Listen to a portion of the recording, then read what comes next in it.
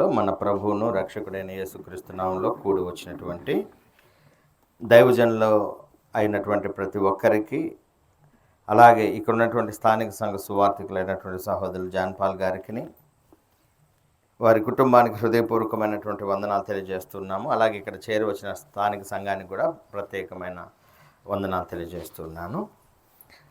సహోదరులు పనిచేస్తున్నటువంటి మరొక స్థానిక సంఘం పేరేందండి? అది చంద్రకుంట తండ.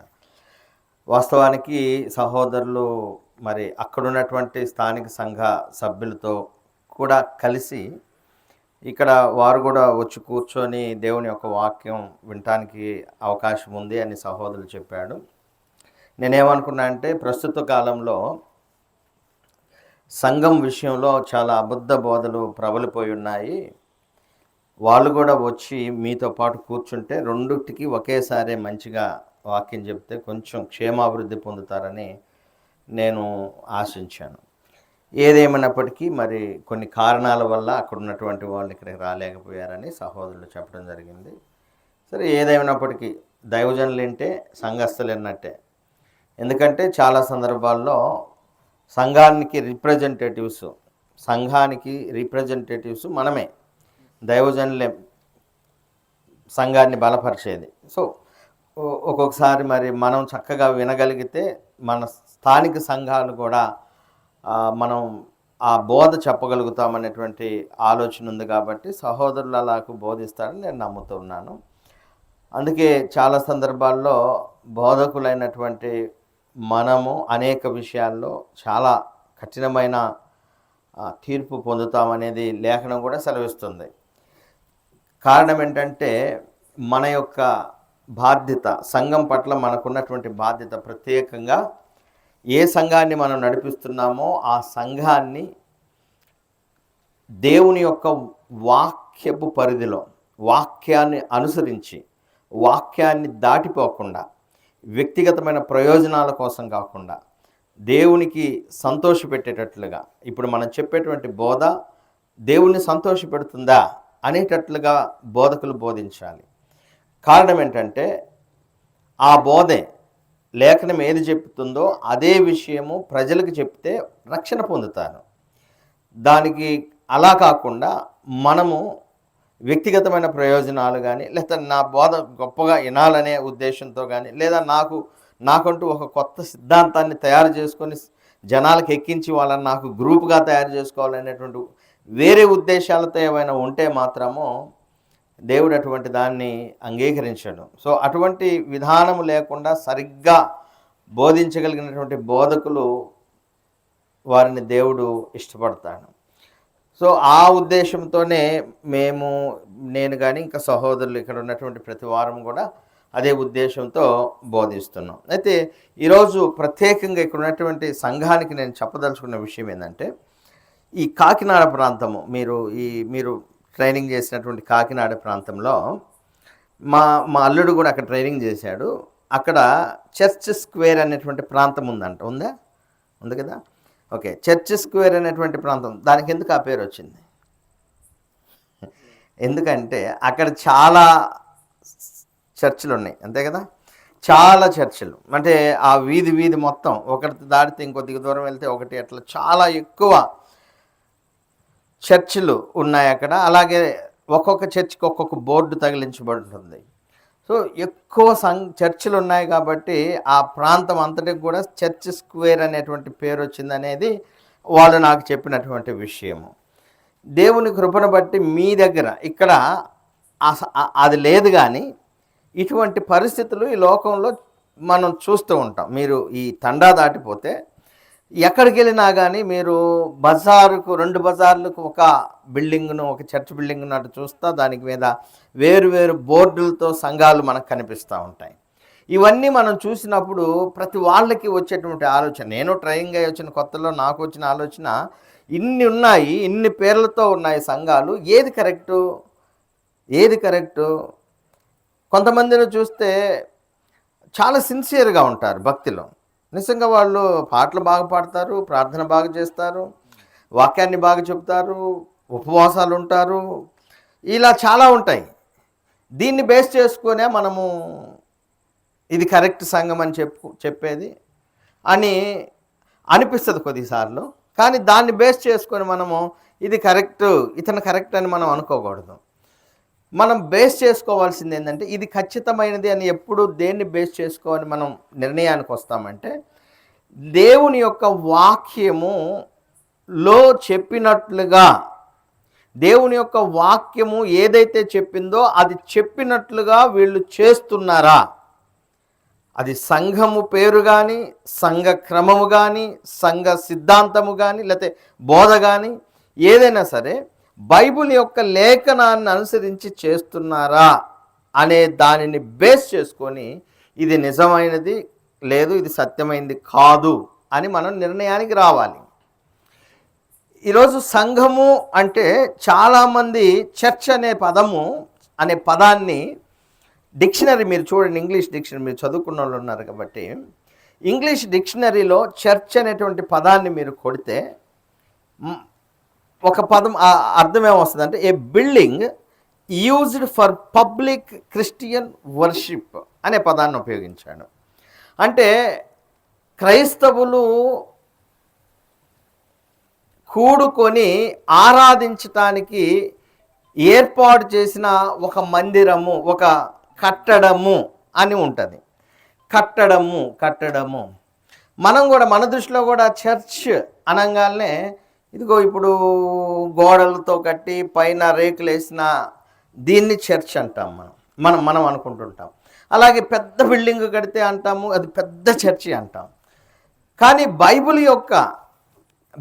యొక్క పరిభాషలో, బైబిల్ యొక్క క్రమంలో చర్చ్ అనేటువంటి పదాన్ని ఏమని ఉపయోగించాడంటే ఎక్లీషియా అనేటువంటి పదాన్ని ఉపయోగించాడు. ఎక్లీషియా అంటే అర్థం ఏంటంటే కాంగ్రిగేషన్. ఇంగ్లీష్లోకి వచ్చేసరికి, గ్రీకులో ఎక్లీషియా అంటారు, అది ఇంగ్లీష్లోకి వచ్చేసరికి కాంగ్రిగేషన్ అనే పదాన్ని ఉపయోగించాడు. కాంగ్రిగేషన్ అంటే అర్థం ఏంటంటే అన్ assembly or called out once. చూడండి, అసెంబ్లీ లేకపోతే పిలువబడిన సమూహము. అసెంబ్లీ అంటే జన సమూహము, కూడుకున్నటువంటి ఒక గుంపు. అసెంబ్లీ అంటే ఒక ప్రత్యేక గుంపు అని. సంఘము అంటే అర్థము, లేకపోతే చర్చ్ అంటే అర్థము సంఘం అని, కాంగ్రిగేషన్ అని. కాంగ్రిగేషన్ అంటే పూర్తి అర్థం ఏంటంటే కూడుకున్నటువంటి ఒక జన సమూహము, ఒక ప్రత్యేకమైనటువంటి పర్పస్ కోసము, ఒక విధానం కోసం కూడుకున్నటువంటి జనాలు. మీకు అర్థమయ్యే రీతిలో చెప్తా. ఒక మిరపకాయలు కోయటానికి ఒక 10 మంది జనాలను మేస్త్రి కూడేస్తుంది. ఆ గుంపును, ఆ 10 మంది కూడుకున్న గుంపునే చర్చ్ అంటారు. మళ్ళా చెప్తున్నాను, చర్చ్ అంటే మళ్ళా మీరు ఆలోచించండి, బిల్డింగ్ కాదు, పైన సిలువ వేసిన బిల్డింగ్ కాదు. చర్చ్ అంటే కాంగ్రిగేషన్ తెలుగులోకి వచ్చేసరికి అసెంబ్లీ అంటారు, లేకపోతే కాల్డ్ అవుట్ అంటారు. కాల్డ్ అవుట్ పీపుల్, పిలువబడినటువంటి వాళ్ళు అని ఎక్లీసియా అని గ్రీకులో వ్రాయబడింది. సో ఇప్పుడు ఒక మిరపకాయలకు ఒక పిలువబడిన ఒక 10 మంది ఒక చోట ఎక్కడైతే కూడుకుంటారో వాళ్ళని చర్చ్ అంటారు, లేకపోతే కాంగ్రిగేషన్ అంటారు. అలాగే మీ ఊర్లో డాక్రాలు ఉన్నాయి కదా, డాక్రాకు ఒక గ్రూప్ ఉంటుంది. సో ఆ గ్రూప్ మొత్తం ఒక చోట వచ్చి కూర్చున్నారనుకోండి, దాన్నే చర్చ్ అంటారు. అలా చెబుతున్నా, ఆ కూడుకున్నటువంటి ఆ గుంపునే చర్చ్ లేకపోతే అసెంబ్లీ అంటారు. నేను చదువుకునే రోజుల్లో స్పందన అనే ఒక గ్రూప్ ఉండేది, ఇప్పుడు కూడా ఉందనుకుంటా. అతను ఎవరు అతను సారణ అనే వస్తాడంట. ఆయన రాగానే అందరూ ఆడవాళ్ళు ఒకరికొకరు పిలుచుకొని అందరూ పోయి ఒక గ్రూప్గా కూర్చొని ఉంటారు. అక్కడ ఆ కూర్చున్నటువంటి గ్రూప్ మొత్తాన్ని కలిసే చర్చ్ అంటారు. చర్చ్ అంటే అర్థం ఏంటంటే కూడుకున్న జనసమూహము ఫర్ ద స్పెషల్ పర్పస్, ఏదో ఒక పర్పస్ కోసము, ఒక ఉద్దేశం కోసం కూడుకున్నటువంటి జనసమూహం. సో ఒక 10 మంది మిరపకాయలు కూడుకుంటే మిరపకాయలు కోయడానికి కూడుకున్న కాంగ్రిగేషన్ సమూహము, లేకపోతే డ్వాక్రాకు కూడుకున్నటువంటి సమూహము, లేకపోతే ఇంకొక దానికి కూడుకున్న సమూహము అంటారు. మరి బైబిల్ పరిభాషలో దైవికంగా కూడుకున్నటువంటి మనల్ని కూడా ఏమంటారు? చర్చ్. దైవికంగా అంటే దేవుని కొరకు, దేవుణ్ణి ఆరాధించటానికి కూడుకున్నటువంటి మనల్ని కూడా చర్చ్ అంటారు. అది కాదు, దానికంటే ముందు బైబిల్ పరిభాషలో చూద్దాం సంఘం అంటే ఏంటో. లేవీయ కాండము చాలా పాత నిబంధనలు చాలా ఉన్నాయి, కానీ నేను అర్థం కావటానికి ఒక విషయాన్ని ఒకే పుస్తకంలో ఉన్నటువంటి విషయాన్ని చెప్తాను. చాలా సందర్భాల్లో సంఘం అనే పదాలు పాత నిబంధనలో ఉపయోగించబడ్డాయి. లేవీయ కాండము 23వ అధ్యాయము, లేవీయ కాండము 23వ అధ్యాయము 1 నుంచి నేను చదువుతా. 1, 2, 3, 4 వచనాలు, 5 దాకా. మరియు యెహోవా మోషేకు ఇలాగు సెలవిచ్చెను, నీవు ఇశ్రాయేలీలతో ఇట్లనము, మీరు చాటింపవలసిన యెహోవా నియామక కాలములు ఇవే. ఈ కాలముల యందు మీరు పరిశుద్ధ సంఘములుగా కూడవలెను. ఎలా? ఇందాక నేను చెప్పిన సంఘాలేమో డోక్రా సంఘాలు, లేకపోతే వేరే సంఘాలు. వాళ్ళు కూడుకోవటానికి గల కారణాలు వేరు, సో ఇక్కడ కూడుకునేటువంటి వాళ్ళు వేరు. వీళ్ళు ఏ సంఘంగా కూడుకోవాలి? పరిశుద్ధ సంఘముగా కూడుకొనవలెను. ఆ కూడుకున్న తర్వాత కొన్ని నియామక కాలాలు వాళ్ళు వాటి కోసం కూడుకుంటారు. వాళ్ళు ఏం చేయాలంటే కూడుకున్నప్పుడు 6 దినములు పని చేయవలెను. వారము 7వ దినము విశ్రాంతి దినము. అది పరిశుద్ధ సంఘపు దినము. అందులో మీరు ఏ పని అయినను చేయకూడదు. అలాగే 4వ వచనంలో కూడా ఇవి యెహోవా నియామక కాలములు, నియమించిన కాలములను బట్టి మీరు చాటింపవలసిన పరిశుద్ధ సంఘపు దినములు ఇవి. మొదట పరిశుద్ధ సంఘం అంటే ఒక గుంపు కూడుకోవాలి. ఇశ్రాయేలీలైనటువంటి వాళ్ళందరూ గుంపులుగా కూడుకోవాలి. ఇట్లా మనకలాగా వీళ్ళు కూడుకునేది దేనికంటే దేవుడు ఏర్పాటు చేసిన ప్రత్యేక దినాలను ఆచరించటానికి. ఎలా ఆచరించాలంటే పరిశుద్ధంగా ఉండి, పరిశుద్ధ సంఘము, ఆ కూర్చున్నటువంటి ఇశ్రాయేలు జనాంగము సంఘంగా కూడుకుంటున్నారు. ఎందుకంటే దేవుడు నియమించిన నియామక కాలాలను పాటించడానికి. దేవుడు ఏ నియామక కాలాలు ఏర్పాటు చేశాడంటే మొట్టమొదట మనం చూసాం విశ్రాంతి దినము. ఏంటది? వారములో 7వ రోజు అనగా శనివారమున ఇశ్రాయేలీలు గుంపులుగా, గుంపుగా అంటే సంఘంగా అని ఇందాకనే నేను చెప్పాను. అసెంబ్లీ అంటారు. Church means assembly or called out people, పిలువబడినటువంటి వాళ్ళు. వీళ్ళు ఎందుకు పిలువబడ్డారంటే పరిశుద్ధ జనాంగంగా ఉండి దేవుడు ఏర్పాటు చేసిన నియామక కాలాలను ఆచరించడానికి కూడుకోవాలి వీళ్ళు సంఘంగా. వాటిలో ఒకటేంటంటే 7వ రోజు, వారంలో 7వ రోజు, దాన్నే విశ్రాంతి దినము అంటారు. ఆ రోజు ఏం చేయాలి? వాళ్ళు గుంపుగా కూడుకోవాలి. అంటే వాళ్ళే సంఘము. ఆ గుంపుగా కూడుకున్న వాళ్ళే సంఘము. ఇంకా వాళ్ళు ఏమేం చేయాలో ఆ తర్వాత వచనాలు చూద్దాం. 5వ వచనము, అలా 5వ వచనాన్ని చూద్దాం. మొదటి నెల 14వ దినమున సాయంకాలమందు యెహోవా పస్కా పండుగ జరుగును. 7 దినములు మీరు యెహోవాకు హోమార్పణము చేయవలెను. 7వ దినమున 8వ వచనాన్ని 23:8 7వ దినమున పరిశుద్ధ సంఘముగా కూడవలెను. అందులో మీరు జీవనోపాధి అయిన ఏ పని చేయకూడదు. మరొక రోజు వాళ్ళు కూడుకోవాలి. ఆ రోజు ఎప్పుడో చెబుతున్నాడు. ఆ రోజు పేరు ఏంటంటే పస్కా పండగ. ఈ పస్కా పండగను ఆచరించటానికి వాళ్ళందరూ ఒక చోట వచ్చి కూడుకోవాలి. ఆ కూడుకున్న జన సమూహాన్ని ఏమంటారు? సంఘము అంటారు. సంఘము అంటారు. ఆ తర్వాత పస్కా పండగకు ఇంకా చాలా ఉన్నాయి.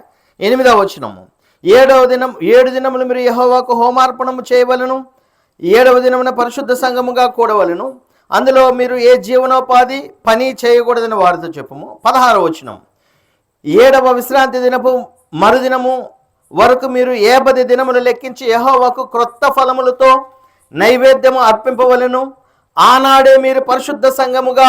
21వ వచనం అండి, 23, 21, ఆనాడే మీరు పరిశుద్ధ సంఘముగా కూడవలనని చాటింపవలను, అందులో మీరు జీవనోపాధి అయినను ఏ పని చేయకూడదు, ఇది మీ సమస్త నివాసముల్లో మీ తరముల్లో నిత్యమైన కట్టడా. ఇక్కడ దేనికి కూడుకోవాలంటే దీన్నే పెంతుకొస్తా అంటారు, దీన్నే కొత్త ఫలములు పండుగ అని కూడా అంటారు. సో ఇందాక మనం పస్కా పండుగకు, అలాగే ఇప్పుడు పెంతుకొస్తు పండుగకు వీళ్ళు ఏం చేయాలి? సంఘముగా కూడుకోవాలి. కూడుకున్న జన సమూహాన్నే సంఘము. 23, 24 లేవి 23, 24, నీ ఇశ్రాయేలుతో ఇట్లనము, 7వ నెలలో మొదటి దినం మీకు విశ్రాంతి దినము, అందులో జ్ఞాపకార్థ ధ్వని వినబడినప్పుడు మీరు పరిశుద్ధ సంఘముగా కూడవలెను. తర్వాత లేవికాండం 23వ అధ్యాయం 34వ వచనము, నీవు ఇశ్రాయేలుతో ఇట్లనము, ఈ 7వ నెల 15వ దినమును మొదలుకొని 7 దినముల వరకు యెహోవాకు పర్ణశాలల పండుగను జరపవలెను. 35వ వచనం, వాటిలో మొదటి దినమున మీరు పరిశుద్ధ సంఘముగా కూడవలెను. ఇదెప్పుడు? పర్ణశాలల పండగ. ఆ తర్వాత 36వ వచనంలో కూడా ఇదే విషయాన్ని మాట్లాడుతూ వస్తున్నాడు. మీరు 8వ దినమున మీరు పరిశుద్ధ సంఘముగా కూడాలి. సో ఇప్పుడు బిబ్లికల్ వేలో సంఘము లేతే చర్చ్ లేతే సంఘము అంటే కాంగ్రిగేషన్ అంటే పాత నిబంధనలో అర్థం ఏంటంటే ఒక స్పెషల్ పర్పస్ కోసము ఒక చోట కూడి ఉన్నటువంటి జన సమూహము. ఏంటి ఆ పర్పస్ అంటే, పాత నిబంధనలో ఉన్నటువంటి ఇశ్రాయేలు జనాంగాలు ఎందుకు సంఘంగా కూడుకోవాలంటే, వాళ్ళు 7వ రోజున విశ్రాంతి దినాన్ని ఆచరించాలి. ఆ రోజు ఏ పని చేయకుండా దేవుని సన్నిధిలో వాళ్ళందరూ కూడుకొని దేవుణ్ణి ఆరాధించడానికి కూడుకున్నటువంటి ఆ జన సమూహాన్నే సంఘము అని పిలిచాడు పాత నిబంధనలో. అలాగే విశ్రాంతి దినమే మాత్రమే కాదు, పర్ణశాలల పండగ, పెంతెకొస్తు పండగ, ఇంకా ప్రథమ ఫలముల పండుగను, ఇంకా ఇప్పుడు మనం చదువుకున్నటువంటి ఆ నియామక కాలాలు ఎప్పుడైతే దేవుడు నియమించాడో ఆ నియామక కాలాలలో కూడా ఇశ్రాయేలీలు ఏం చేయాలా? పరిశుద్ధ సంఘముగా కూడుకోవాలి. కాబట్టి ఇప్పుడు మీకు అర్థమైన విషయం ఏంది?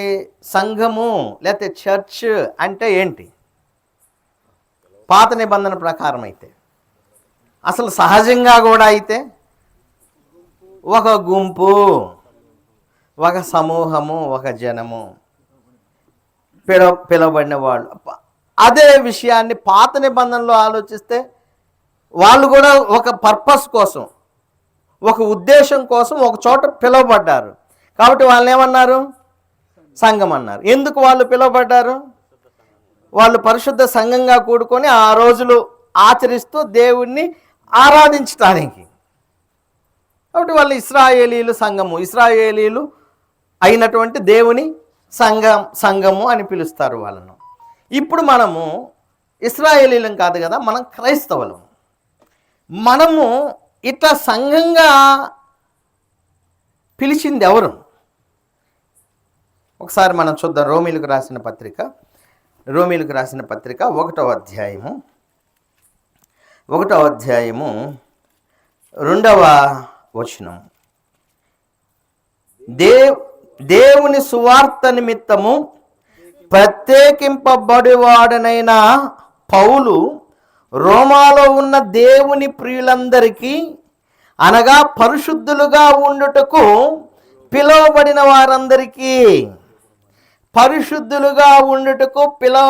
వారందరికీ, దాన్ని ఇంకా క్లియర్గా 1 కొరింథీ 1వ అధ్యాయము, కొరింథీయులకు రాసిన మొదటి పత్రిక 1వ అధ్యాయం 2వ వచనాన్ని మీరు చూస్తే, కొరింథులోనున్న దేవుని సంఘమునకు అనగా క్రీస్తు యేసునందు పరిశుద్ధపరచబడిన వారై పరిశుద్ధులుగా ఉండుటకు పిలువబడిన వారికి. అక్కడ అంటున్నాడు కొరింథీలో ఉన్న దేవుని సంఘమునకు అనగా వాళ్ళెవరు? దేవుని సంఘం అంటే క్రీస్తు యేసునందు పరిశుద్ధపరచబడిన వారై పరిశుద్ధులుగా ఉండుటకు పిలువబడిన వారికి. కాబట్టి ఇప్పుడు క్రీస్తు యేసులోనికి బాప్తిస్మం పొంది పరిశుద్ధులుగా మార్చబడి క్రీస్తులోనికి బాప్తిస్మం పొందిన తర్వాత మన పాపములు కడిగివేయబడి మనం పరిశుద్ధులుగా తీర్చిదిద్దబడి పరిశుద్ధులుగా ఉండటానికి మనం ఒక సమాజముగా సంఘంగా కూడుకుంటున్నాం. ఇక్కడ గుర్తుపెట్టుకోండి. సో ఇప్పుడు పిలువబడినటువంటి వాళ్ళం మనం. ఇప్పుడు ఇక్కడ కూర్చున్నటువంటి మనల్ని ఏమని పిలవాలా? పరిశుద్ధులుగా ఉండుటకు పిలువబడిన వారము. దీన్నే చర్చ్ అంటారు, సంఘము. ఇక్కడ ఆ పర్పస్ వేరు. మిరగాయలలోనూ చర్చే అంటారు, డ్వాక్రా గ్రూప్ వాళ్ళని చర్చే అంటారు. గ్రూపులు ఏ గ్రూపు అక్కడ గ్రూప్ కాబట్టి వాళ్ళని చర్చే అంటారు, కానీ వాళ్ళ పర్పస్ వేరు. పాత నిబంధనలో సమాజంగా కూడుకున్నటువంటి వాళ్ళని కూడా సంఘమే అంటారు, చర్చ్ అని. వాళ్ళ పర్పస్ ఏంటి? దేవుడు నియమించిన ప్రత్యేక కాలాలను, నియామక కాలాలను ఆచరించడానికి పరిశుద్ధ సంఘంగా కూడుకుంటారు, వాళ్ళని చర్చ్ అంటారు. మరి ఇప్పుడు మనల్ని క్రీస్తు యేసునందు పరిశుద్ధపరచబడి, లేకపోతే క్రీస్తులో అదే కదా అంటాడు, క్రీస్తు యేసునందు పరిశుద్ధపరచబడిన వారై పరిశుద్ధులుగా ఉండుటకు పిలువబడిన వారము మనము. క్రీస్తు యేసులోనికి బాప్తీసం పొంది పరిశుద్ధ సంఘంగా పిలువబడినటువంటి మనలనే చర్చ్ అంటారు, సంఘము అంటారు. సో ఇప్పుడు సంఘం అంటే బిల్డింగా మనమే పిలువబడ్డాం. మనం ఎలా పిలువబడ్డాం? క్రీస్తు ఎందుకు పిలువబడ్డామంటే పరచబడి పరిశుద్ధులుగా ఉండటానికి. అంటే దుష్టత్వము, నీచము, పాపము, దుర్మార్గము చెయ్యకుండా దేవుడు ఎట్లా పరిశుద్ధంగా ఉన్నాడో మనం కూడా అలాగే పరిశుద్ధులుగా ఉండటానికి పిలువబడినటువంటి గుంపు మనము. ఎలా మనం పిలువబడ్డాం? తెస్సలోనికీయులకు రాసిన 2వ పత్రిక 2వ తెస్సలోనిక 2వ అధ్యాయము 14వ వచనము చూడండి. మీరిలాగున రక్షింపబడి మన ప్రభు అయిన యేసుక్రీస్తు యొక్క మహిమను పొందవలెనని ఆయన మా సువార్త వలన మిమ్మును పిలిచెను. ఇప్పుడు మనందరము పిలువబడి పరిశుద్ధ సంఘంగా ఉండి మహిమపరచబడినటువంటి వారమై ఇక్కడ సంఘముగా, చర్చ్గా మనము ఇక్కడ కూడుకుంటున్నామంటే దేని ద్వారా మనం ఇక్కడ పిలువబడ్డాం? సువార్త ద్వారా, యేసుక్రీస్తు యొక్క సువార్త ద్వారా.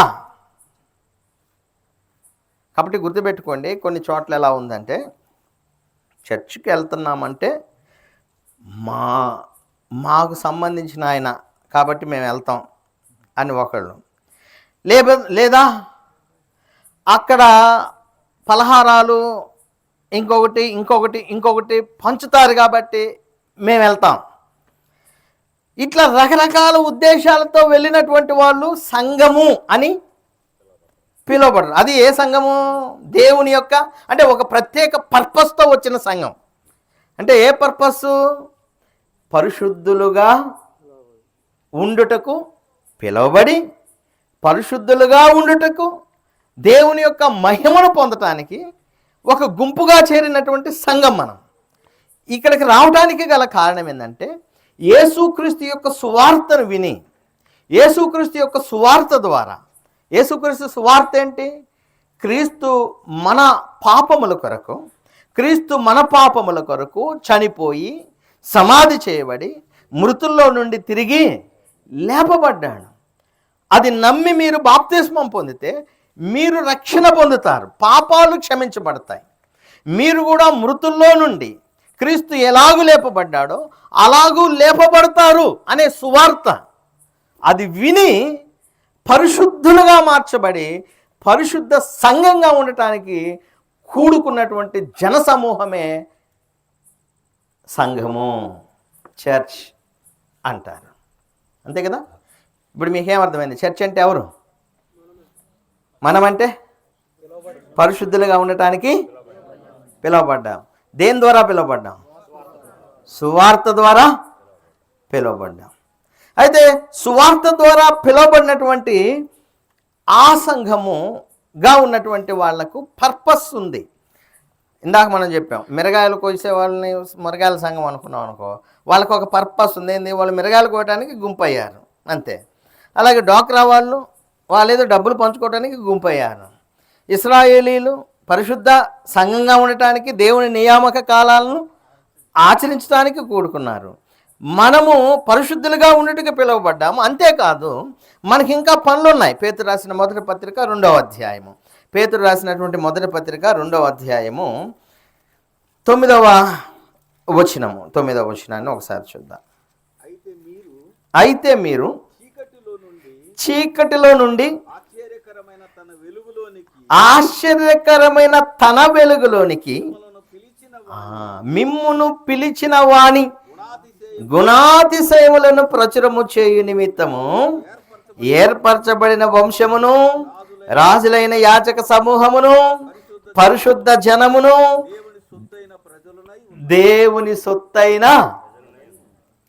ఇప్పుడు మనం సమాజంగా లేకపోతే సంఘంగా లేకపోతే చర్చిగా ఇక్కడ కూడుకొనటానికి గల కారణం ఏంటంటే, మనల్ని ఏమేమి బిరుదులతో దేవుడు సత్కరిస్తున్నాడంటే, మనం ఏర్పరచబడిన వంశము. ఇప్పుడు మనం ఒక ప్రత్యేక వంశము. ఇక్కడ ఇంతమందిని మనం కూర్చున్నాము. భౌతికంగా ఒక్కొక్కళ్ళు ఒక్కొక్క వంశము, ఒక్కొక్క కులాల నుంచి వచ్చినటువంటి వాళ్ళు భౌతికంగా.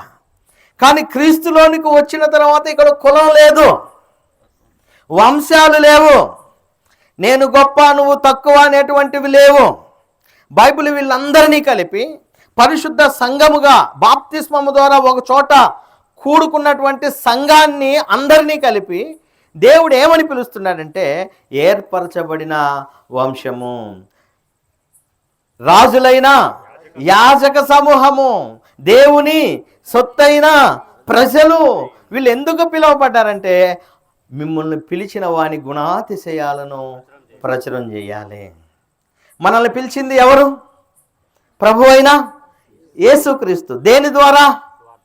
సువార్త ద్వారా మనం పిలువబడి సంఘంగా అయినా మనము ఎందుకు ఈ ఏర్పరచబడిన వంశమయ్యాము, రాజులైన యాజక సమూహం అయ్యాము, దేవుని సొత్తైన ప్రజలమై ఉన్నామంటే, మనల్ని పిలిచిన వాని యొక్క గుణాతిశయాలను మనం ఏం చేయాలి? ప్రచురం చేయాలి. సంఘం పనదే. మనల్ని పిలిచినటువంటి ప్రభు వారి యొక్క గుణాతిశయాలు చెప్పాలి జనాలకు.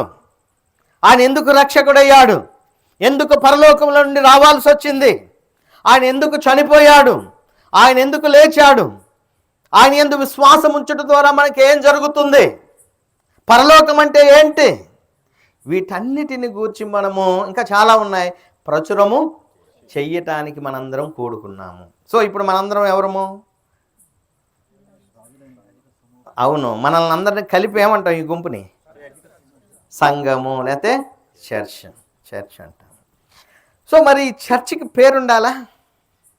ఈ చర్చికి మనకి ఏం పేరు ఉండాలా? మనకి ఇట్లా సంఘంగా కూడుకున్నటువంటి మనకి ఏం పేరు పెట్టుకోవాలా? ఏం పేరుతో మనం పిలవబడదాం? మనము ఎవరికి సంబంధించిన వాళ్ళమో వాళ్ళకి సంబంధించిన పేరే మనకు ఉండాలి, అంతేనా కాదా? ఫర్ ఎగ్జాంపుల్, జాన్ పాల్ గారు ఇల్లు కట్టుకున్నాడు. ఇది ఎవరిది? ఇక్కడ ఆయన బోర్డు పెట్టాలంటే ఎవరు పేరు పెడతాడు? జాన్ పాల్ గారి యొక్క గృహము అని పేరు పెట్టుకుంటాడు, అంతే కదా? కారణం, this house is belongs to brother John Paul. ఇప్పుడు కొంతమంది స్థలాలు ఉంటాయి, ఆ స్థలాలు కబ్జా చేయడానికి కొంతమంది పూనుకుంటారు. ఆ స్థలాల దగ్గర బోర్డు పెడతారు, this place is belongs to some kind of person. అంటే ఇది ఏ వ్యక్తికి సంబంధించిందో ఆ వ్యక్తి యొక్క పేరు దానికి ఉంటుంది. మనం ఎవరికి సంబంధించి ఇక్కడ కూర్చున్నామంటారు? సంఘంగా, చర్చిగా. అంతే కదా, మనల్ని ఆయనేగా పిలిచింది. ఎలా? సువార్త ద్వారా పిలిచాడు కదా. సువార్త ద్వారా మనం పిలువబడి ఇక్కడ ఒక సంఘంగా, సమాజంగా మనం ఇక్కడ కూడుకొని ఉన్నాం.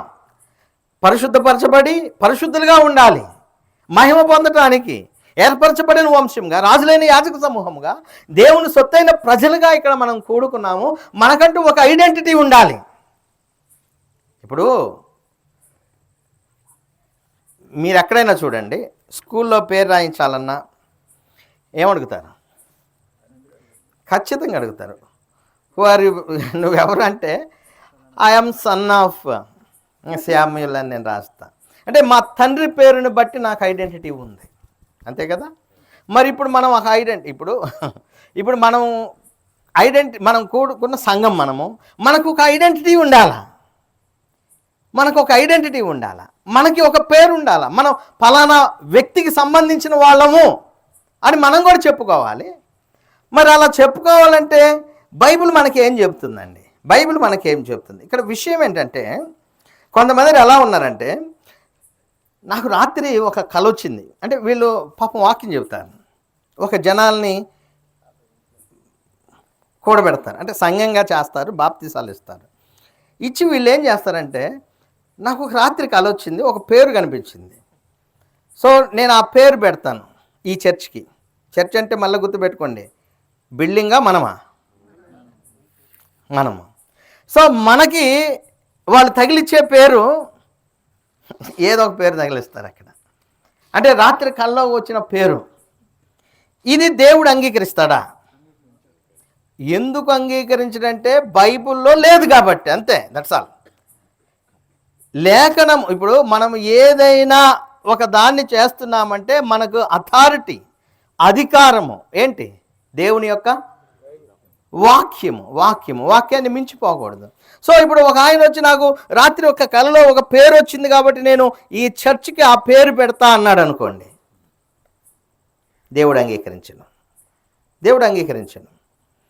ఇంకొంతమంది ఏం చేస్తారంటే, కళ్ళు మూసుకొని బైబిల్ తీసి చేయి పెడతారు, ఆ పేరు ఏం కనబడిందో చూస్తారు. ఉంటారు కొంతమంది, ఆ పేరు ఏది కనబడితే ఆ పేరు తీసుకొచ్చి చర్చికి తగిలిస్తారు, అంటే సంఘానికి తగిలిస్తారు. This church belongs to that name, అంటే ఆ పేరు వాళ్ళకి సంబంధించింది అని పేరు పెడతారు. ఇంకొంతమంది ఇది దేవుడు అంగీకరిస్తాడా? ఖచ్చితంగా అంగీకరించాడు. అలాగే కొంతమంది ఎలా ఉన్నారంటే, వీ హ్యావ్ ఎ లీడర్, మాకు ఒక లీడర్ ఉన్నాడు, మాకు ఒక సంస్థ ఉంది, ఆ సంస్థ పేరు ఇది, లేకపోతే మా లీడర్ పేరు ఇది. నీకు లీడర్ ఉంటే, నీకు ఆయన మీద అంత ప్రేమ ఉంటే, నువ్వు ఇంకేదన్నా ఒక నలుగురు గుంపును తయారు చేసుకొని వాళ్ళకి పెట్టుకో పేరు. కానీ క్రీస్తు రక్తములో కడగబడి పరిశుద్ధులుగా ఉండుటకు, పరిశుద్ధ సంఘముగా చేయబడినటువంటి వీళ్లకు మాత్రము లీడర్ల పేర్లు పెట్టకూడదు. ఈనాడు లూథర్ అనే ఆయన ఉన్నాడు, ఆయన ఒక లీడరే. హోసన్నా అనే ఆయన ఉన్నాడు, ఆయన ఒక లీడరు. ఇలా బైబిల్లో చాలామంది ఉన్నారు. మనుషుల పేర్లతో సంఘాలు పిలువబడుతున్నాయి. అంటే దాని అర్థం ఏంటి? ఇప్పుడు ఈ గుంపు హోసన్నా గుంపు అన్నారనుకో, ఇప్పుడు ఈ గుంపు ఎవరికి సంబంధించిన వాళ్ళు? This church belongs to hosanna, this church belongs to Luther, this church belongs to someone. So కాబట్టి ఇప్పుడు కలలో వచ్చిందనో, లేకపోతే నువ్వు ఎక్కడో ఏలు పెట్టి నీకు కనపడినటువంటి పేరు తీసో, ఇంకొంతమంది మరీ దారుణంగా ఉన్న వాళ్ళు, కొంతమంది వాళ్ళు ఎంత ఇదైపోయారంటే, నేను పెట్టే పేరు ఎక్కడా తగలకూడదు ఇక. అంటే ఇక నేను నా చర్చికి పెట్టే పేరు ఎక్కడైనా ఎతికినా కనపడకూడదు. అక్కడ చూస్తే మమ్రే ఉంది, ఇక్కడ చూస్తే బేతెల్ ఉంది, అక్కడ చూస్తే పెంతెకొస్తుంది, ఇక్కడ చూస్తే హోసన్నా ఉంది, ఇక్కడ చూస్తే అగాపే, ఇక్కడ చూస్తే ఏదో చాలా పేర్లు ఉన్నాయి. నేను పెట్టే పేరు అసలు ఇంకెవరికి ఉండకూడదని పెడుతుంటారు, ఏదో వాళ్ళకి తోచింది. అసలు అది బైబిల్ ప్రకారమైన బోధ, బైబిల్ సిద్ధాంతమా? బైబిల్ ఏం చెప్తుందో చూద్దాం మనం. చూడండి, ఇక్కడ మరలా చెబుతున్నాను, ఈ పరిశుద్ధ సంఘంగా ఉండటానికి కూడినటువంటి గుంపు ఎవరు నాయకుడు లేకపోతే ఎవరు అధికారో ఆ అధికారికి సంబంధించింది. సో ఇప్పుడు మన అధికారి ఎవరు, లేకపోతే మన శిరస్సు ఎవరు? మన శిరస్సు ఎవరు? సంఘానికి శిరస్సు ఎవరు? మీరు ఒకసారి బైబిల్ మీరు చదువుకున్నారు కదా, కొలస్సీలకు రాసిన పత్రిక ఒకసారి మీరు చూడండి. మీరు బైబిల్ తీసి క్లియర్గా చదవండి. నేను చెప్పింది తప్పేదన్నా ఉంటే, లేకపోతే మనుషుల పేర్లు లేకపోతే సంస్థల పేర్లు సంఘాలకు పెట్టుకున్నట్టు ఎక్కడన్నా మీరు బైబిల్లో చూపిస్తే నాకు చూపించండి, ఇబ్బంది ఏం లే. మీరు చెప్పింది తప్పండి అని మీరు చెప్పవచ్చు. నేను బైబిల్లో చెప్తాను, సంఘానికి శిరస్సు ఎవరు, సంఘం ఎవరికి సంబంధించింది. ఎఫెసీయులకు రాసిన పత్రిక 1వ అధ్యాయం 22వ వచనం చదవండి ఒకళ్ళు మీలో. 1వ అధ్యాయం 22వ వచనము. అలాగే కొలస్సీయులకు రాసిన పత్రిక 1వ అధ్యాయము 18వ వచనం మీరే చదవండి. సంఘము అను శరీరమునకు ఎవరైనా క్రీస్తు, యేసు క్రీస్తే శిరస్సు. సంఘాన్ని దేంతో పోలుస్తున్నాడు? మనల్ని శరీరంతో పోలుస్తున్నాడు. ఈ సంఘం మొత్తం కలిపి శరీరంతో పోలుస్తూ ఈ సంఘానికి హెడ్ ఎవరు? ఈ ఇంటికి హెడ్ ఎవరు? ఇంటికి జాన్పాల్ గారు. సంఘానికి క్రీస్తు. కొలస్సీయులకు రాసిన పత్రిక 1వ అధ్యాయం 18వ వచనం ఒకసారి చూడండి. 1:18 ఒకసారి చదవండి. ఎఫ్ఎస్సి 1:22 చూడండి. లేదండి, ఇందాకే మీరు చదివింది 1:22 ఎఫ్ఎస్సి. ఇప్పుడు కొలస్సీ 1:18 చదవండి. సంఘము అను శరీరమునకు ఆయనే శిరస్సు. ఇందాక మరియు సమస్తమును ఆయన పాదముల కింద ఉంచి, ఎఫ్ఎస్సి 1:22, సమస్తము పైన ఆయనను సంఘమునకు శిరస్సుగా నియమించాడు. ఇప్పుడు సంఘానికి శిరస్సు ఎవరు? సంఘం అంటే ఎవరు? మనమే. మనకు శిరస్సు ఎవరు? క్రీస్తు. కాబట్టి మనం ఎవరికి సంబంధించిన వాళ్ళము? క్రీస్తుకు సంబంధించిన. ఫర్ ఎగ్జాంపుల్ ఒక విషయం చెప్తా. శిరస్సు అంటే ఇది కదా, ఈ శిరస్సును తెగేసి ఈ శరీరానికి ఉన్న శిరస్సును తెంపి ఆయన శిరస్సును తెచ్చి ఇక్కడ పెట్టారనుకో, ఇప్పుడు ఈ శరీరం ఎవరిదైద్ది? అంతే కదా. తలకాయ ఎవరిదైద్దో శరీరం కూడా వారిదే అయిద్ది. సంఘానికి శిరస్సు ఎవరు? క్రీస్తు. ఇప్పుడు ఈ సంఘం ఎవరిది చెప్పాలా? క్రీస్తుది. ఇంకొక వచనం ఆయన మాటల్లోనే ఇందాం. మత్తయి సువార్త మీరే చదవండి. మత్తయి సువార్త 16వ అధ్యాయము. మత్తయి సువార్త 16వ అధ్యాయము 18వ వచనం. మరియు నీవు పేతురువు, ఈ బండ మీద. ఎవరు ఆ మాట అంటుంది? క్రీస్తే ఏమంటున్నాడు? ఏమని? నా సంఘమును. నా సంఘం అంటే ఎవరు చెబుతున్నారో ఆయనది. అక్కడ చెబుతుంది ఎవరు? క్రీస్తు. అంటే సంఘము మొట్టమొదట ప్రారంభించబడక ముందే సంఘానికి పేరు కూడా ఆయనే చెప్పాడు ముందుగానే, నా సంఘాన్ని కడతాను. అందుకే అపోస్తుల కార్యం 20వ అధ్యాయం ఒకసారి మీరు చూడండి. అపోస్తుల కార్యం 20వ అధ్యాయము 28వ వచనము. వాళ్ళు చదివితే మీకు క్లియర్ అయింది. దేవుడు తన స్వరక్తమిచ్చి. దేవుడు అంటే అక్కడ ఫుట్ నోట్లో ఏమనుంది? ప్రభువు అని. ప్రభు అంటే ఎవరు? యేసుక్రీస్తు. రక్తాన్ని ఇచ్చింది ఎవరు? యేసుక్రీస్తు. కాబట్టి ఇక్కడ క్రీస్తు తన స్వరక్తమిచ్చి సంపాదించిన తన సంఘము ఎవరిది? తన సంఘం అంటే ఎవరిది? క్రీస్తుది. స్పష్టంగా ఉంది. క్రీస్తు తన స్వరక్తం ఇచ్చి సంపాదించిన తన సంఘము. ఇలా చెప్పుకుంటూ పోతే చాలా ఉన్నాయి, సమయం లేదు కాబట్టి నేను సింపుల్గా చెబుతున్నా ఇవి.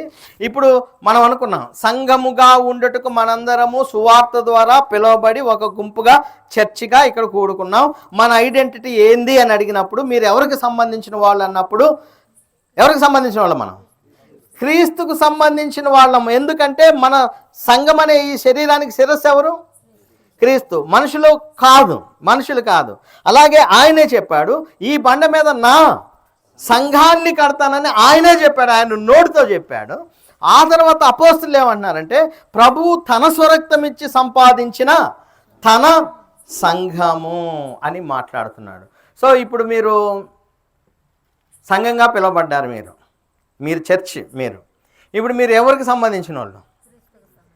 ఇప్పుడు ఎవరైనా వచ్చి మీకు అంబేద్కర్ చాలా మాకు బాగా మంచి అబ్బాయి, ఆయన ఏదో ఒక పేరు ప్రస్తావించాడు, మీరు ఆ పేరుతో పిలువబడండి అంటే మీరు ఒప్పుకుంటారా? చెప్పాలా? చెప్పండి అమ్మా. ఒప్పుకుంటారా? ఒప్పుకోము. ఒకే మాట చెప్పవచ్చు, ఒప్పుకోము. ఎందుకు? ఎందుకంటే బైబిల్లో అలా చెప్పలేదు. బైబిల్లో ఏం చెప్పిందంటే సంఘానికి శిరస్సు క్రీస్తే, ఆయనే తన స్వరక్తమిచ్చి దీనిని సంపాదించాడు. ఆయన స్వార్థ ద్వారా మనం పిలువబడి పరిశుద్ధంగా ఉండేందుకు పిలువబడిన సంఘము, మనం ఆయనకు సంబంధించినటువంటి వాళ్ళము. సో ఇప్పుడు క్లారిటీ అయిందా మీకు? సంఘానికి ఏం పేరు ఉండాలి? క్రీస్తు పేరే ఉండాలి. ఇంకేమన్నా మీకు డౌట్ ఉందా? చాలామంది ఏమనుకుంటారంటే అనండి, ఎఫెస్ సంఘం అని ఉందిగా, తుయతైరా సంఘం అని ఉందిగా, తెసలోనిక సంఘం అని ఉందిగా, ఇంకా చాలా ఉన్నాయి కదా ప్రకటన గ్రంథంలో మీరు చదివారు కదా 7 సంఘాలు. మరి ఆ సంఘాల పేర్లు ఎఫెస్ సంఘం కదా, కొలసి సంఘం కదా, ఇట్లా అంటుంటారు. అది సంఘం పేరా, ఊరి పేరా, ఆ ప్రాంతం పేరా? ప్రాంతం పేరు. ఇప్పుడు నేను చెప్తాను, ఒక్క ఉదాహరణ చెప్తా. నరసరావుపేటలో ఉన్న సంఘమును ద్వారా, మేము నరసరావుపేటలో సంఘం, నేను పనిచేసే సంఘం, నరసరావుపేటలో ఉన్న సంఘము ద్వారా లక్ష్మీపురంలో ఉన్న సంఘానికి వందనాలు చెబుతున్నా అన్నాను అనుకోండి ఉదాహరణకి. నరసరావుపేటలో సంఘం అంటే సంఘం పేరు నరసరావుపేట, లక్ష్మీపురంలో ఉన్న సంఘానికంటే ఇక్కడ ఉన్న సంఘం పేరు లక్ష్మీపురమా? కాదు. లక్ష్మీపురంలో ఉన్న క్రీస్తు సంఘం, నరసరావుపేటలో ఉన్న, కాబట్టి అట్లా అర్థం చేసుకోవాలి. నరసరావుపేటలో ఉన్న క్రీస్తు సంఘము ద్వారా లక్ష్మీపురంలో ఉన్న క్రీస్తు సంఘ సభ్యులకు వందనాలు అని చెబుతాం. అట్లానే ఎఫెస్ సంఘం అంటే ఎఫెస్ అనే ప్రాంతంలో ఉన్న క్రీస్తు సంఘము, కొలస్సి సంఘం అంటే కొలస్సి అనే ప్రాంతంలో ఉన్న క్రీస్తు సంఘం. ఆ ప్రాంతాల పేర్లు అంతేనండి, ప్రాంతాల పేర్లు. కాబట్టి గుర్తుపెట్టుకోవాలి. సో ఇప్పుడు మీకు ఒక క్లారిటీ వచ్చింది. సంఘం అంటే బిల్డింగ్ కాదు, పిలువబడిన మనమే సంఘము. మరి ఈ సంఘానికి ఐడెంటిటీ ఉండాలి కదా, మనకు గుర్తింపు ఉండాలి కదా. ఏంటి మన గుర్తింపు? మన శిరస్సు ఎవరు? ప్రభు అయిన యేసుక్రీస్తు. ఎందుకంటే ఆయనే తన స్వరక్తం ఇచ్చి మనల్ని సంపాదించాడు. కాబట్టి మనము క్రీస్తు ప్రభువారి యొక్క సంఘ సభ్యులము, క్రీస్తు ప్రభువారి యొక్క సంఘ సభ్యులం. ఒకవేళ మనం ఇక్కడ కూడుకోకుండా ఇంకొక ఊరిలో పోయి కూడుకున్నా కానీ మనం ఎవరు సంఘానికి సంబంధించిన వాళ్ళము? క్రీస్తు సంఘ సభ్యులమే. ఆ ఐడెంటిటీ పోదు, మనకు ఐడెంటిటీ పోదు. ఈ విషయాన్ని స్పష్టంగా గుర్తుపెట్టుకోవాలి. ఇంకా కొన్ని విషయాలు మనము ఆలోచించడానికి ఎక్కువ సమయము మనకు లేదు కాబట్టి నేను సింపుల్గా టకటక కొన్ని విషయాలు నేను చెప్పి నేను ముగింపులోకి వెళ్తాను. ఇదివరకు క్లారిటీ వచ్చింది కాబట్టి నేను చాలా సంతోషంగా ఉన్నాను. మీ విషయంలో ఇంత క్లారిటీ మీకు వచ్చింది. ఇక ఎవరొచ్చి ఏది పేర్లు చెప్పినా ఇక నమ్మటానికి లేదు. ఎందుకంటే బైబిల్ అలా చెప్పట్లా, బైబిలే మనకు అధికారము. ఇప్పుడు మీరు నన్నైనా అడగవచ్చు, ఏమయ్యా పలానా ఈ పేరుంది కదా, పలానా పేరుందిగా, లేకపోతే బాప్టిస్ట్ అని ఉందిగా, ఇంకోటిగా ఏది సంఘానికి ఈ పేరుందని మీరైనా ఇప్పుడు నాకు లేఖనం చూపించవచ్చు. ఒకవేళ ఇప్పుడు మీకు కనపడకపోయినా తర్వాత అయినా మీకు కనపడితే నాకు ఫోన్ చేసి అడగవచ్చు మీరు. సో ఒకటి మాత్రం వాస్తవం, ఈ సంఘం ఎవరిది? క్రీస్తు సంఘము, అంతే. అయితే ఈ సంఘములో క్రమం అనేది ఉంటుందండి, ఒక క్రమం ఉంటుంది. ఈ క్రమం కూడా లోకంలో ఉన్న సంఘాలలాగా ఉండవు. లోకంలో చాలా రకాల పేర్లతో పిలువబడుతున్నాయి సంఘాలు, చాలా పేర్లతో పిలువబడుతున్నాయి. ఇది వాస్తవం అంటారా? చెప్పాలా? వాస్తవం అంటే పిలువబడటం వాస్తవమే, అలా పిలువబడటము సరైందంటారా? కాదు. సరే, ఇలా పిలువబడుతున్నటువంటి సంఘాలలో క్రమాలు కూడా వేరుగా ఉన్నాయి. క్రమాలు, సంఘానికి ఒక క్రమం ఉంది. అది బైబిల్ దగ్గరికి వెళ్తే మనకు అర్థమైంది. క్రొత్త నిబంధన సంఘానికి అనగా క్రీస్తు సంఘానికి ఒక పద్ధతి ఉంది, ఒక క్రమం ఉంది. దేవుణ్ణి ఆరాధించడానికి కూడి వచ్చినప్పుడు మనకు ఒక క్రమం ఉందండి. ఆ క్రమ ప్రకారమే మనము దేవుణ్ణి ఆరాధించాలి. కొన్ని ఉదాహరణలు చెప్తాం. సంఘాన్ని ఇక్కడున్న ఈ సంఘాన్ని పర్యవేక్షణ జరగాలండి. ఇప్పుడు నరసరాపేటలో ఉన్న సంఘము, లేకపోతే ఇంకొక చోట మాచర్లలో ఉన్న క్రీస్తు సంఘం, వీటి మీద పర్యవేక్షణ జరగాలి. పర్యవేక్షణ అంటే సంఘాన్ని దేంతో పోల్చాడంటే మంద అంటే గొర్రెల మంద ఉంది కదా. ఉదాహరణకి గొర్రెల మందల్ని ఆ సమూహాన్ని కలిపి మంద అంటారు. మనం కూడా మందతో పోల్చాడు మనల్ని కూడా. ఆ మందకి ఎవరు ఉంటారు పర్యవేక్షణ చేయడానికి? కాపరి ఉంటాడు. బైబిల్లో కూడా దేవుడు కాపర్లను నియమించాడు. సంఘంలో పెద్దలు అంటారు వాళ్ళనే. ఈ కాపర్లైనటువంటి వాళ్ళు సంఘాన్ని పర్యవేక్షణ చేయాలి.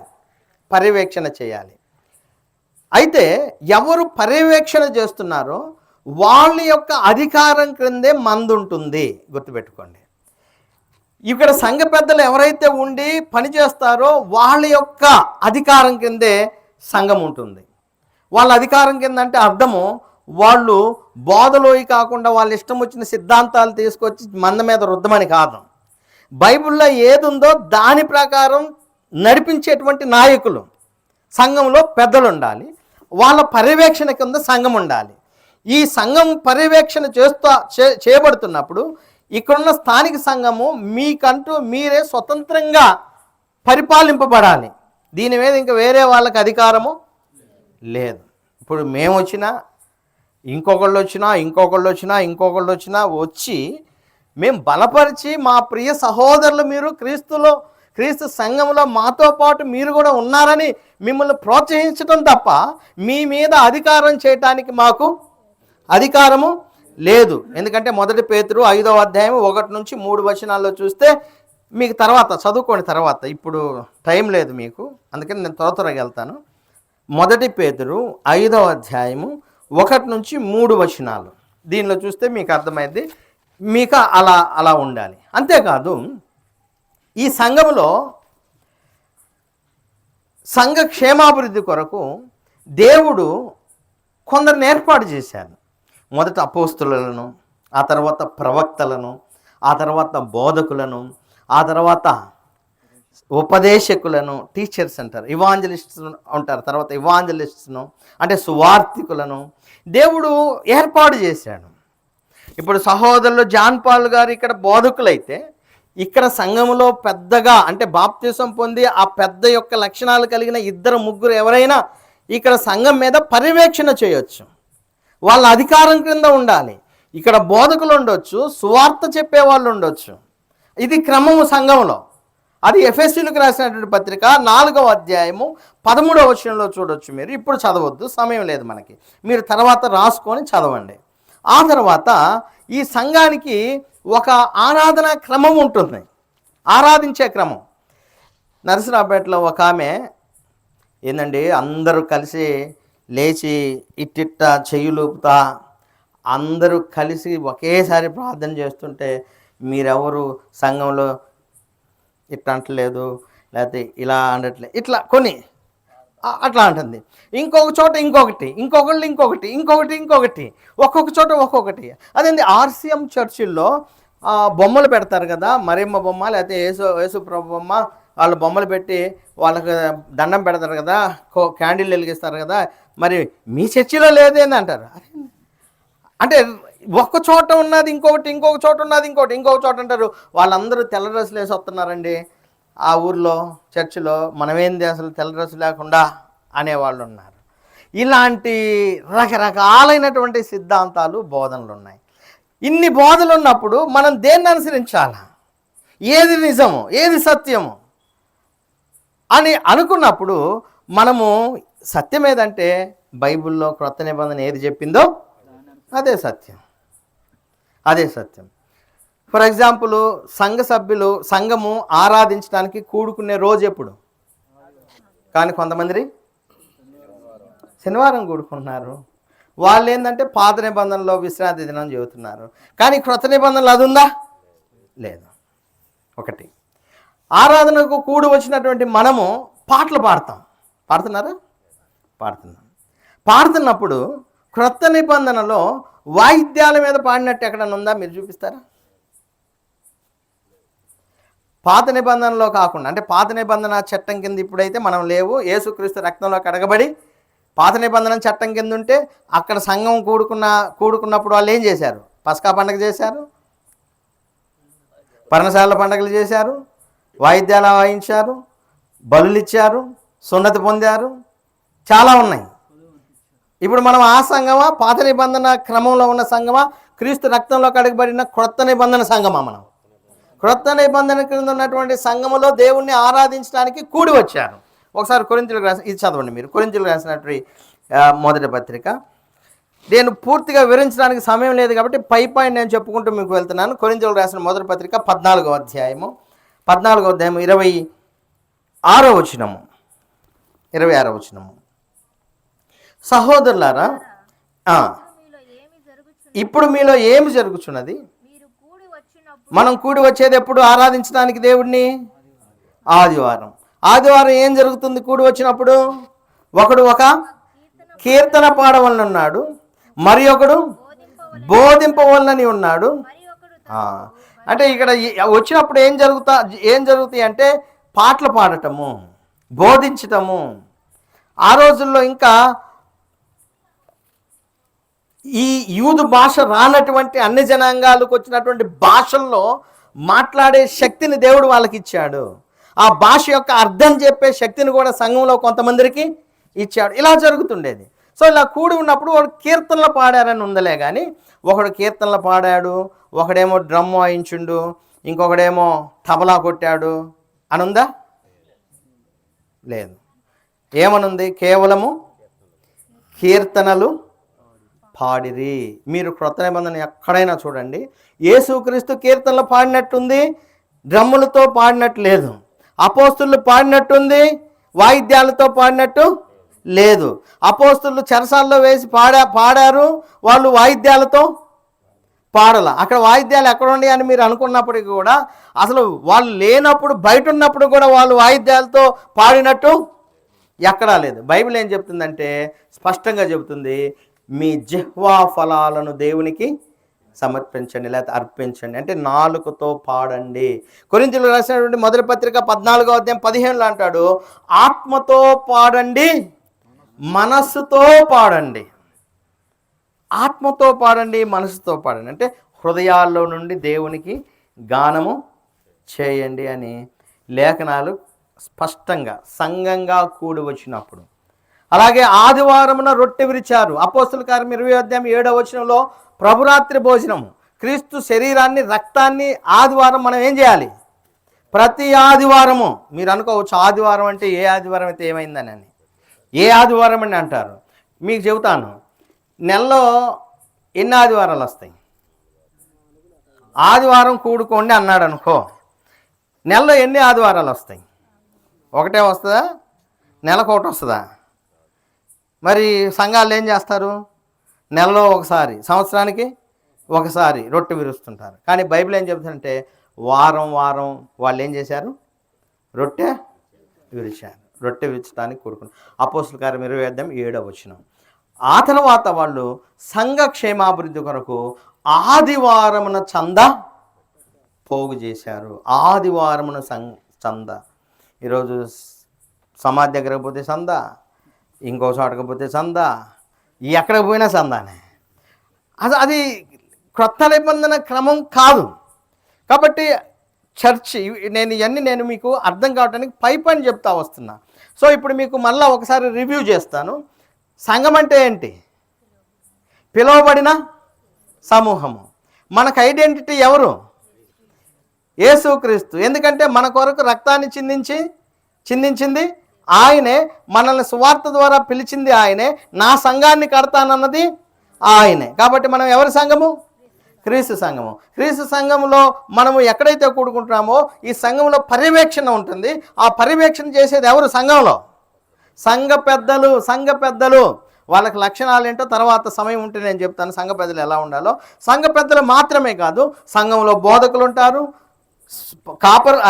కాపరన్నా పెద్దలన్నా అందా ఒకటే, సువార్థికులు ఉంటారు, పరిచారకులు ఉంటారు, ఉపదేశకులు ఉంటారు, టీచర్స్. అట్లా ఇప్పుడు జాన్పాల్ గారి యొక్క కుమారులు ఉపదేశం చేయగలిగిన వాళ్ళైతే ఉపదేశం చేయొచ్చు. లేకపోతే ఇక్కడ సంఘ పెద్దలు, ఇదిగో వాళ్ళ వయసు పెద్ద, వాళ్ళు బాప్తిసం పొంది రక్షణ పొంది దేవుని యొక్క వాక్య ప్రకారం జీవించగలిగితే వాళ్ళని ఇక్కడ సంఘం పెద్దలుగా నియమించవచ్చు. ఆయన సువార్థికుడు. ఇక్కడ సంఘాన్ని చూస్తూనే బోధిస్తూనే వేరే సంఘాలు కట్టడానికి వెళ్ళొచ్చు ఆయన. కాబట్టి సంఘ క్రమం ఇది. అలాగే సంఘం ఏ రోజు కూడుకున్నారు? దేవుని ఆరాధించడానికి ఆదివారం కూడుకున్నారు. వారు కూడుకున్నప్పుడు ఏమేం చేశారు? వాళ్ళు ఏం చేశారు? ప్రార్థన చేశారు, పాటలు పాడారు. ఎలా? వాయిద్యాలు లేకుండా పాటలు పాడారు. అలాగే వాక్యోపదేశం చేశారు, రొట్టె విరిచారు. ఎప్పుడు? ప్రతి ఆదివారం. అలాగే కానుకలను ప్రతి ఆదివారం కానుకలు ఇచ్చేవాళ్ళు. ఇది ఒక క్రమం అండి సంఘానికి. ఇది ఒక క్రమం. సో ఈ క్రమాన్ని, ఈ బోధను అనుసరించకుండా అనేక తప్పుడు సిద్ధాంతాలు, బోధలు, లేఖనాల్లో లేనటువంటి వాటిని కలిపి చెరిపేయి పాత నిబంధన కొత్త నిబంధన రెండు కలిపి మిక్స్ చేసేటువంటి వాళ్ళు చాలామంది లోకంలో ఉన్నారు. దయచేసి అటువంటి బోధల వైపుకు వెళ్ళొద్దు. సత్యవాక్యం ఏదైతే క్రొత్త నిబంధనలో బైబిలు ఏ సత్యవాక్యాన్ని మనకు వినిపించాడో, ఏది అపోస్తుల బోధో, మళ్ళీ గుర్తుపెట్టుకోండి, అపోస్తుల బోధ ఏదైతే ఉందో ఆ బోధను అనుసరించే మీరు నడవాలి. ఎందుకు అపోస్తుల బోధలోనే నడవాలి? మిగతా బోధలు ఎందుకు మనం అనుసరించకూడదు? ఇవన్నీ కూడా దేవుని చిత్తం అయితే మరొకసారి మనము నేర్చుకుందాం. ఇప్పటి వరకు మీరు మంచిగా వాక్యాన్ని విని బలపరచబడ్డారని నమ్ముతూ దేవుని వాక్యానికి మిమ్మల్ని అప్పగించుకుంటూ, నన్ను నేను దేవునికి అప్పగించుకుంటూ వాక్యాన్ని ముగిస్తున్నాను. మీ అందరికి కూడా హృదయపూర్వకమైన వందనాలు. అలాగే ఈ అవకాశం ఇచ్చినటువంటి సహోదరులు స్థానిక సంఘ సువార్థికులు జాన్పాల్ గారికి, అలాగే నా తోటి దైవజనులైన మీ అందరికి కూడా హృదయపూర్వకమైన వందనాలు. Thank you.